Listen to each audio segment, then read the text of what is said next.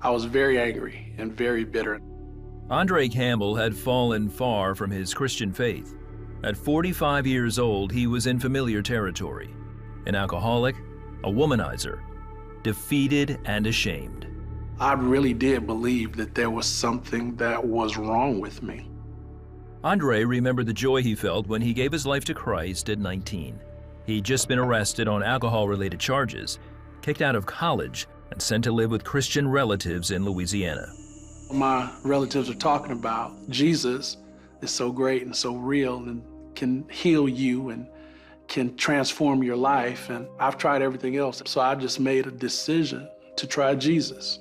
And at that moment, burdens were lifted. I felt free. It was life-altering. Andre put his old life behind him and within a year married someone he met at church. They soon started a family. As the years rolled by, Andre realized something wasn't quite right, but didn't know what it was. Subtly and gradually over time, I began to back away and grow a little bit colder. And I began to default back to that old person. Just mad and angry and not a very fun person to be around. The drinking escalated to the point where I was drinking every day. Because in my mind, what does it matter?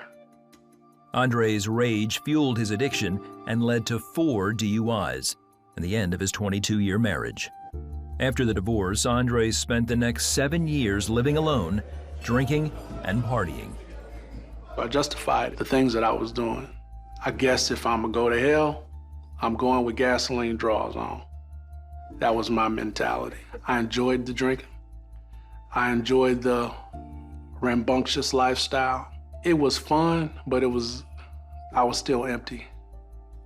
By his mid-40s, Andre had grown tired of his lifestyle and started attending church again periodically, hoping to rekindle his relationship with God. However, drinking was still a big part of his life. I felt emotionally tired, just drained, and realized this is not the pathway forward. And I said, God, I want to fulfill my purpose. If that's possible, I need you to help me so that I can depend on you and not these vices. I can't do it by myself. I need your help. A short time later, Andre started dating Ottawa, a strong Christian woman he hoped to one day marry. One night after his 5th DUI, he called Ottawa from jail. Her response brought Andre to his knees. I don't want a life with a man who has a drinking problem. She said, but you need to know that I see you and I know who you are in God. She believed in me. She saw who I was when I never really felt that very many people ever saw who I was. And what she saw was the man of God. It was something about the way that she believed in me that brought me back to the cross and brought me to a position of understanding more fully his love for me that is unconditional.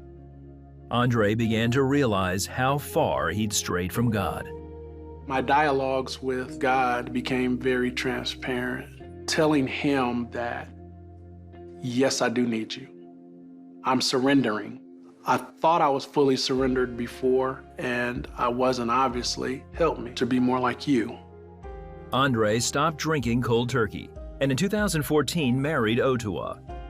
Although growing in his relationship with God, something was still missing. Then the following year, Andre says God prompted him to write a letter of forgiveness to the man who had sexually abused him for 3 years, starting when Andre was 7. He'd never told anyone. It made me feel like there was something wrong with me.